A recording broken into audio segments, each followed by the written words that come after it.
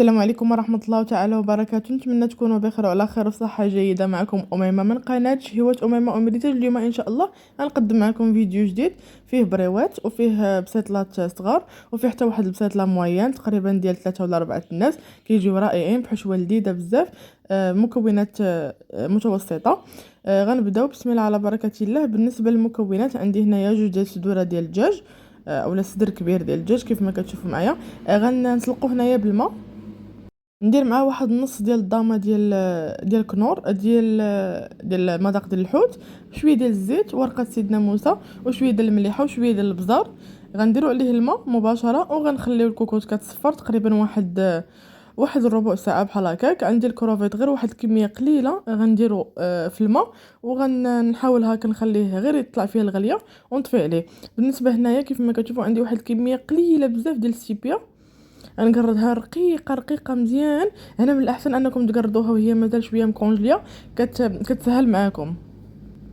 عندي هنايا الشعريه ديال الارز اولا الشعريه الصينيه، غنديرها في الماء ديال الكروفيت. غنحاول نخليها شويه هكا في الماء ديال الكروفيت، من بعد غنزيد عليها الماء طيب مزيان ونخليها واحد ربع ساعه بحال هكاك. هنا الدجاج ديالنا راه وجد، غنحاول هكا نحيد ليه العظومه كاملين ونفرتو بهذه الطريقه. بالنسبه للمكونات اللي غنحتاج الحار، غنحتاج نص حامضه عاديه، قزبر ومعدنوس، نص حامضه مصيره، هذيك الضامه ديال الحوت و غير النص ديالها، والثومه. هنا في واحد المقله غنبقى نخدم بهاد المقله. اول حاجه غنصوطي هاد الكروفيت من بعد ما قشرته، هذيك الكميه القليله اللي عندي. درت شويه ديال الزبده في المقله، شويه ديال المليحه وشويه ديال البزار وشويه ديال القزبر ومعدنوس، غير هكا نديه هكا ونجيبو بالزربه، حتى ما بغيتوش يطيب ليا بزاف صافي. ونصفيه من ديك الزويته ونخليها تما في ديك المقله ونحطوه هو جانبا. في نفس المقله غنزيد عاوتاني شويه ديال الزبده وشويه ديال زيت الزيتون، قزبر ومعدنوس، هاد الدروس ديال الثومه، وغنزيد عليهم الكالامار، عفوا السيبيا. الكالامار صراحه ما درتوش، ما عنديش، درت غير السيبيا صافي. غنزيد عليه العطريه كامله، شويه ديال المليحه، الخرقوم، شويه ديال البزار والسكينجبير والكمون والتحميره، يعني العطريه كامله اولا التوابل كاملين اللي عندنا من غير القرفه. يعني هذه شرموله ديال الحوت هي اللي غنديرو. هنا غنزيد واحد شويه ديال الزبده، وغنحاول هكا نشحر مزيان المكونات مع بعضياتهم مزيان مزيان، ولكن ما نكثرش الطياب على السيبي باش ما تقصعش. غير نحاول هكا تبان ليا بدا كيدخلها الطياب صافي ونطفي عليها. هنا مباشره زدت هذاك الدجاج اللي فردتو ولا اللي قطعته هكا مزيان. ضروري تحاولوا هكا تقطعوه مزيان، وغندخلو مزيان في ديك الشرموله ومع ديك السيبيا. هنا هذيك الشعريه الصينيه غنحاول نقطعها مزيان مزيان، راه غير ما صورتش معكم باش ما يجيش الفيديو طويل. قطعتها مزيان مزيان وغنديرها على هاد المكونات كامله. في الجنب ديال المقله درت كنور، درت العصير ديال الحامض، قزبر ومعدنوس. غنزيد غير شويه ديال العطريه، درت هنايا داك النص ديال الحامضه المصيره، حتى هي قطعتها رقيقه رقيقه مزيان. وهاد الشرموله باش ندخلها حتى في الشعريه الصينيه باش يجيني المذاق متوازن، ما يجينيش الكميه كثيره ديال المقادير والشرموله قليله. هنا زدت عليهم الحار وشويه ديال زيت الزيتون صافي. وغندخل عاوتاني الشرموله وداكشي كامل في بعضياتهم. راه كتجي واحد الحشوه لذيذه بزاف، كتجي حشوه بنينه ما تشبعوش منها. بالنسبه للكميه ديال الحار على حساب الاختيار ديالكم. بالنسبه للون راه اللون حسن من هكا، غير التصوير مع كنزومي شويه هكا على المقله وعلى المكونات ما كيبانش زعما اللون ديالو الحقيقي. هنا كاضافه في اخر حاجه، يعني او اخر حاجه غنسم بها، هي هاد الصلصه ديال الحبار اولا صلصه الصوجا اللي عندكم متوفر ديروه، راه كتعطي داك المذاق. بالنسبه اللي عندهم توابل ديال البسطيله يقدروا يضيفوها صافي. غنخلي هنايا المقله ديالي حتى كتبرد تماما، وعاد غنبدا نخدم بها.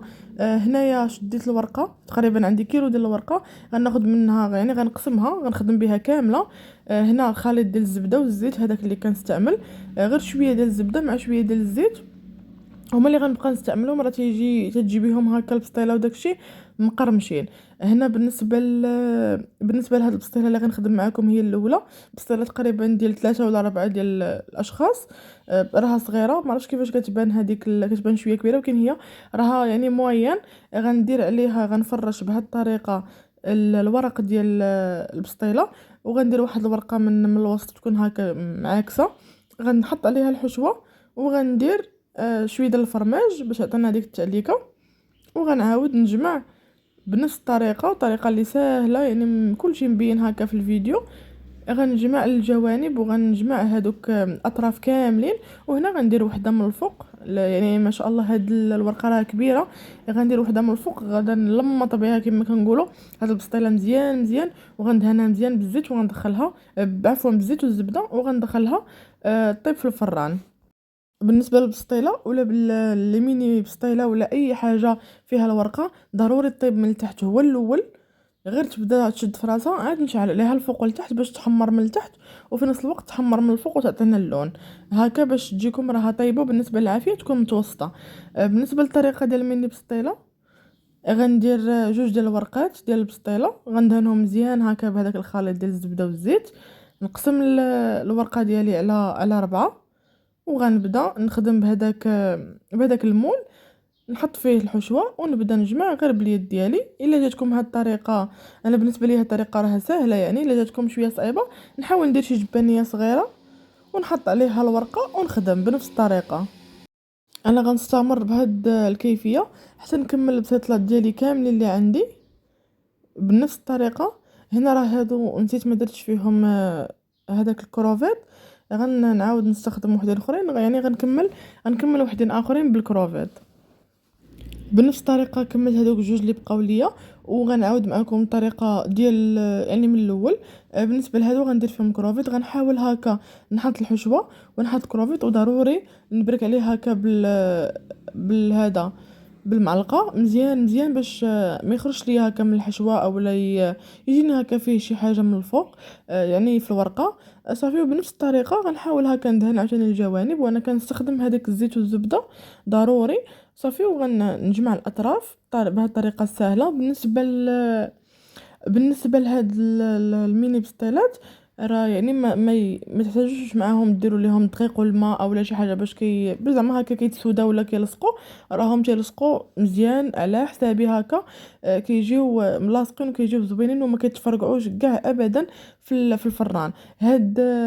هادوك بالنسبه للميني بستيلات وريتكم الطريقه ديال الاحتفاظ ديالهم. كندير ميكا اولا بلاستيكه، وكندير طبقه اخرى عاوتاني، يعني بين طبقه وطبقه بلاستيكه كنكونجليهم بهذيك الطريقه، وعاد من بعد كنحيدهم وكنديرهم في الساشيات وكنخليهم في الكونجيلاتور المده اللي بغيتو، راه كيبقاو تحتفظوا بهم المده اللي بغيتو وكيجيو زوينين. بالنسبه منين تبغيو تسخنوا هذوك الميني بسطيلات اولا طيبوهم عفوا، ضروري يطيبوه هما مكونجلين، يعني من الفريغو نيشان، ما تخليوهم لا يدبلوا لا والو، راهم ما كيتفرقعوش. غنوريكم في فيديو اخر كنت صورته، يعني كلشي ماشي طيبت انا كلشي في نهار واحد. بالنسبه للنهار اللي حضرت فيه الحشوه وحضرت فيه معكم البسيطلات وهذا هو اللي وجدت فيه هاد البسطيله اللي كنزوق معكم واللي كنزين معكم بهذه الطريقه من بعد ما خرجت ليا من الفران. الطريقه ديال الطياب ديالها طابت من التحت هو الاول، من بعد شعلت عليها الفوق والتحت، ولات العافيه الفوق والتحت صافي حتى بانت لي تحمرات وخدات اللون الذهبي. غير بديك الزبده والزيت، يعني بداك الخليط راه كتجي مقرمشه وكتجي زوينه. بالنسبه للعافيه، العافيه تكون متوسطه باش ما تلهبش لينا ولا باش ما تحرقش لينا البسطيله. بالنسبه للتزيين زينتها هنايا بشويه ديال الفرماج الاحمر وشويه ديال الكروفيت اللي صوتيتو غير بشويه ديال الزيت. هنا غنوريكم بالنسبه لهذا الفيديو درتو غير باش نوريكم هكا الطريقه ديال اللف ديالها ولا ديال الطويان اولا ديال الطي ديال البريوات هكا المالحين. نفس العماره ديروا ولا اي عماره بغيتو راه كيجيو زوينين. بغيت نوريكم هنايا غير الطريقه راها مبينه، نخليكم معاها.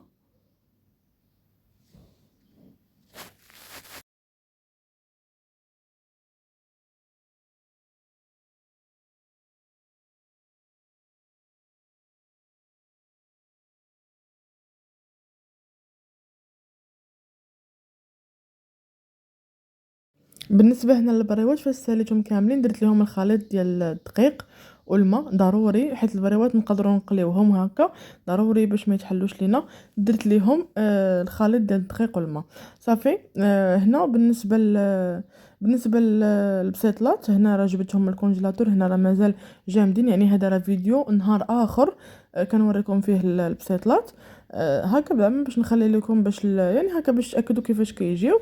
تندهنهم حتى هما بالزبده وشويه ديال الزيت وكندخلهم الفران. اللون ديالهم كيجي رائع، كيجيو زوينين ومقرمشين وكيحتفظوا على القرمشه ديالهم.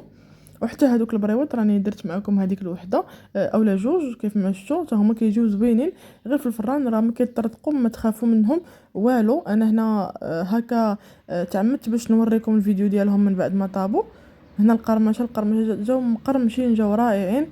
نتمنى تجربوهم وتجربوا الفيديو ديال اليوم ويعجبكم وتعجبكم الحشوه. الحشوه لذيذه بزاف، تقدروا ديروها هكا في جميع المملحات. حشوه اللي لذيذه صراحه وزوينه وكتخرج واحد الكميه كثيره، واخا هي فيها غير كميه قليله ديال الكروفيت وديال السيبيا، ولكن كتعطيه داك المذاق ديال الحوت. وكتبان هكا بان هاد البسيطلات اولا كيبانوا بحال فيهم كميه كثيره ديال الحوت وهما راه فيهم غير كميه قليله.